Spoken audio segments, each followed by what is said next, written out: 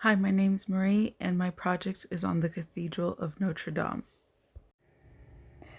The word Gothic today often makes people think of dark and mysterious, but Gothic architecture and designs were built to display the opposite, at least historically.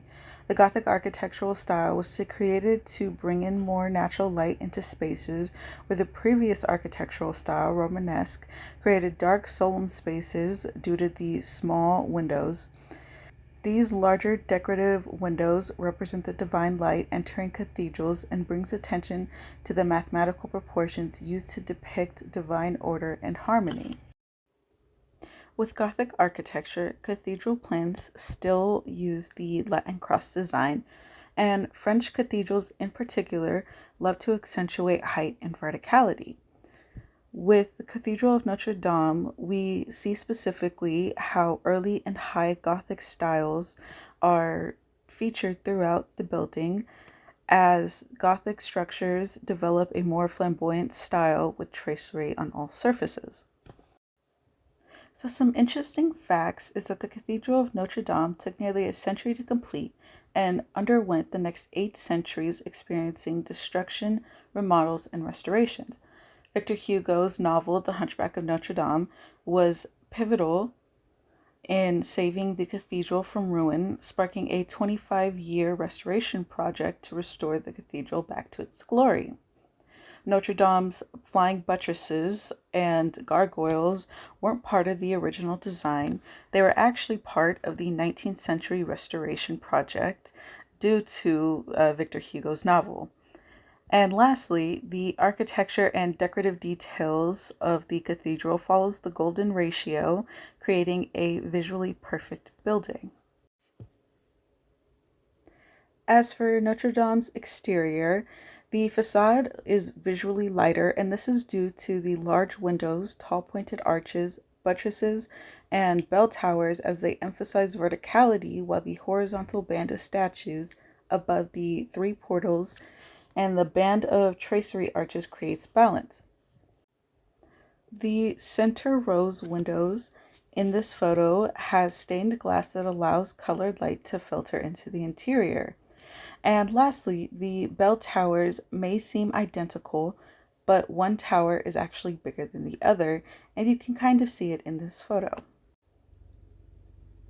As I previously mentioned, the flying buttresses weren't a part of the original design.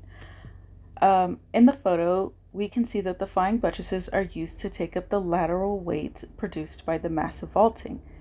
These allow the walls of the church to be opened up both in verticality and to allow for more windows.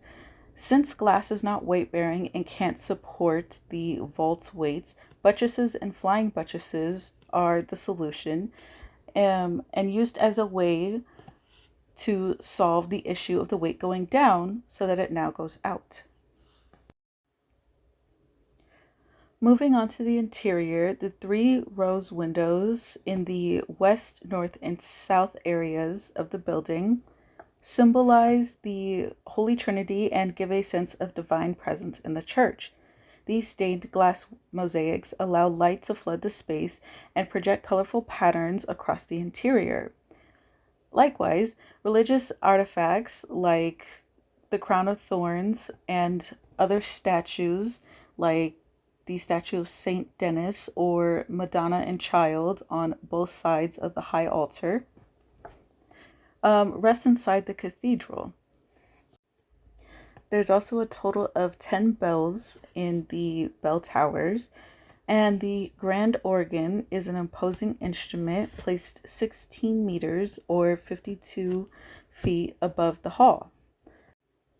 In this next photo, we see how the interior is divided into a three-part elevation. On the bottom, we have the aisle, in the middle is the gallery, and on top is the clerestory.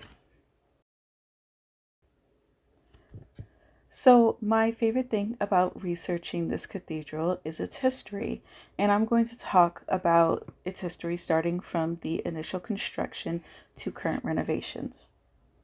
The Cathedral of Notre Dame was built under the Bishop of Paris as a way of converting the two remaining basilicas into one church.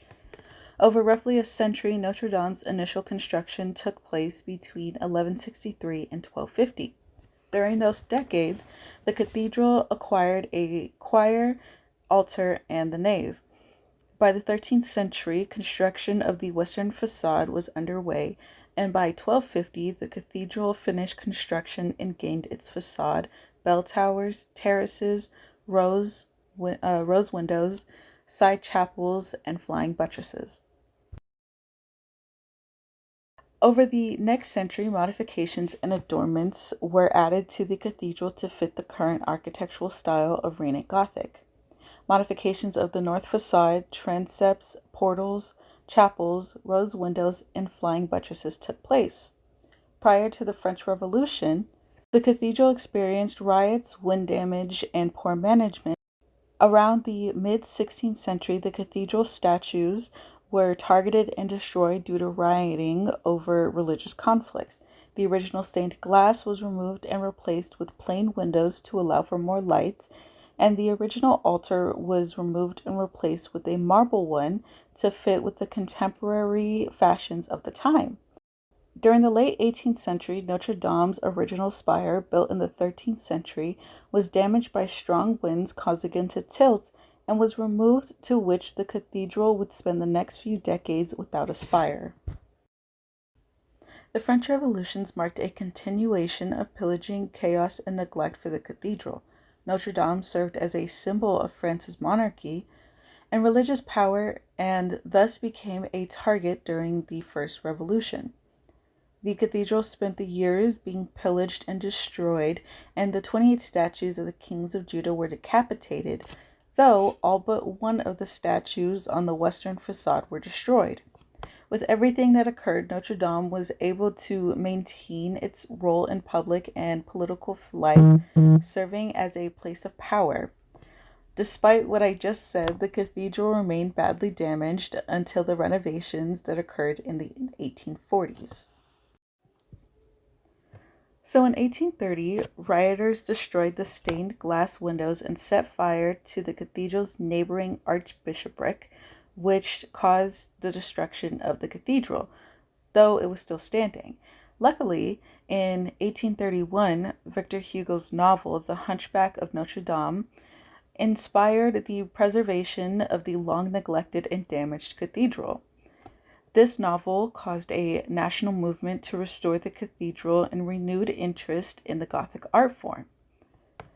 Years later, in 1844, the restoration project began, and over the next 20 years until 1864, two architects were able to completely restore the cathedral.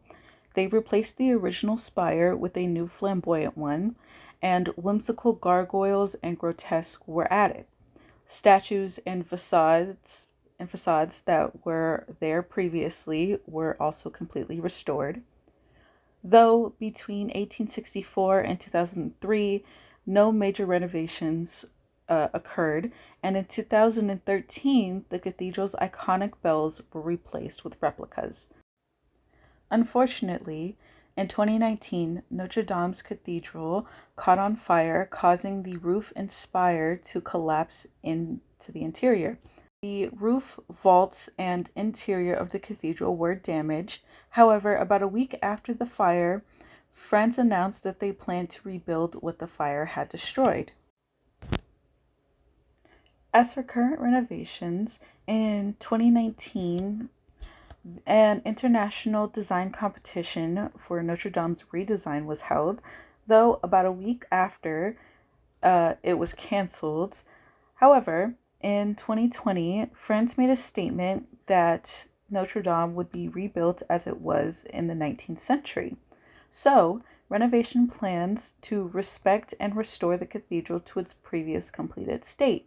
This means that the rebuilding of the spire will be an identical replica, such as the wooden roof structure as it used to be. Another statement was made that by the 2024 Olympics, the cathedral is said to reopen to the public. As for likes and dislikes, I only have one dislike about everything that I've learned, and it's that the renovation plan to restore the cathedral is going to use original materials to replicate the 19th century finished structure. It's not that I don't like the plan to recreate the cathedral as it was before, it's more so the material use. Twice now, as we've seen throughout its history, the wooden roof and spire have collapsed due to some issue, and they're going to recreate it as is instead of choosing a different material.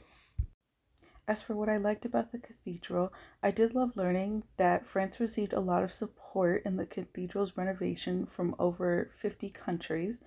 It was also interesting to learn that Victor Hugo's novel had such an impact on France and it helped to save and restore Notre Dame. My favorite thing about this Gothic cathedral is that it has experienced centuries of turbulent history, wars, riots, pillaging, revolutions, and at its latest, a fire, and yet it's still standing, and it's thanks to those like Victor Hugo and the architects, past and current, who saw the value in this building, and it's thanks to France who wanted to continue to keep it standing. And with that, I end my presentation. Thank you.